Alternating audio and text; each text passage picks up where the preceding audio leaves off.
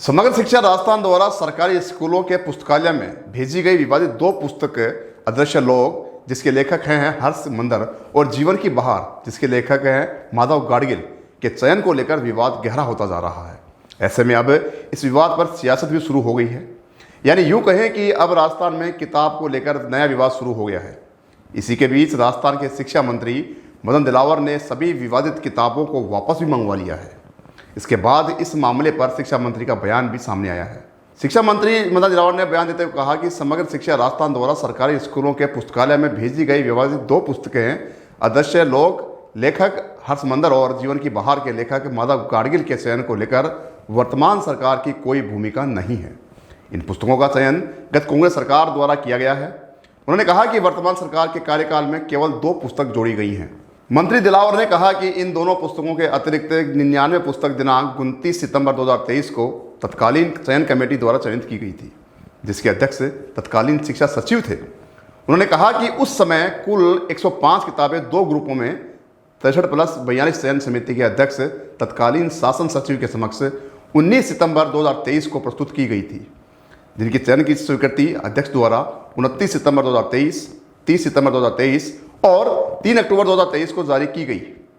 दिलावर ने आगे कहा कि इन पुस्तकों के चयन को लेकर सारी जिम्मेदारी तत्कालीन कांग्रेस सरकार की है।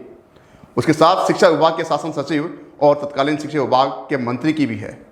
बच्चों को कोविड महामारी की विभीषिका के संदर्भ में जानकारी हो और वह इसके प्रति जागरूक बने, इसको लेकर वैक्सीन की गाथा नामक पुस्तक का चयन किया गया है। दूसरी पुस्तक चिड़िया का मोती ला दो राजस्थानी भाषा की पुस्तक है, जिसका केवल और केवल उद्देश्य क्षेत्रीय भाषा को बढ़ावा देना है। शिक्षा मंत्री दिलावर ने कहा कि ये पुस्तकें केवल विद्यालय के पुस्तकालयों में रखे जाने के लिए हैं। इनका पाठ्यक्रम से कोई लेना देना नहीं है। जानकारी में आने के बाद दोनों विवादित पुस्तकों को वापस मंगवा लिया गया है और पूरे मामले की जांच की जा रही है। सबसे पहले तो मैं बताना उचित समझूंगा कि ये पाठ्यक्रम का हिस्सा नहीं है।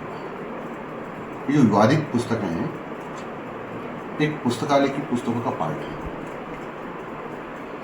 और आपको ये जानकारी देना भी उचित समझता हूँ। इनका चयन 19 सितंबर के लगभग तत्कालीन शिक्षा सचिव ने किया 2023 में, और फिर चयन करने के बाद जो फाइनल टच किया वो अक्टूबर में 2 पार्ट में शिक्षा सचिव और प्लस तत्कालीन मंत्री महोदय ने दिया है। यानी ये भी 2023 में दिया गया है। इसलिए वर्तमान सरकार और भारतीय जनता पार्टी की सरकार का इसमें कोई लेना देना नहीं है।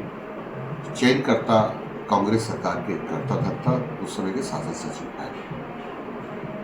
भारतीय जनता पार्टी की सरकार के समय में 2 पुस्तकें जोड़ी है। इसमें वैक्सीन की गाथा के संबंध में पुस्तक है और तथा एक पुस्तक है चिड़ी को मोती ला दो, इस प्रकार से पुस्तक है।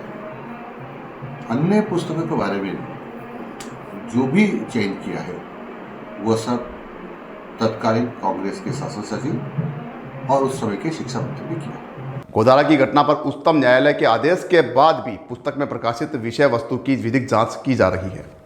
कानून सम्मत कार्रवाई की जाएगी। इस मामले पर भी सियासत शुरू हो गई है। इस मामले में पहले कांग्रेस के प्रदेश अध्यक्ष गोविंद सिंह डोटासरा ने एक्स पर लिखा था, राजस्थान में शिक्षा के नाम पर नफरत फैलाने, जहर घोलने और अमर्यादित भाषा पढ़ाने का जिम्मेदार कौन है। शिक्षा मंत्री द्वारा अधिकारियों पर दबाव बनाकर जनता की गाढ़ी कमाई के 30 करोड़ रुपए से नियमों के विरुद्ध किताबें खरीदकर बच्चों में नफरत फैलाई जा रही है और नैतिक शिक्षा की बजाय अनैतिकता की हदें पार की जा रही है। इसी तरह की अन्य तमाम खबरों के लिए लगातार आप देखते रहिए गोल्डन हिंद न्यूज के साथ। मैं संदीप अग्रवाल, नमस्कार।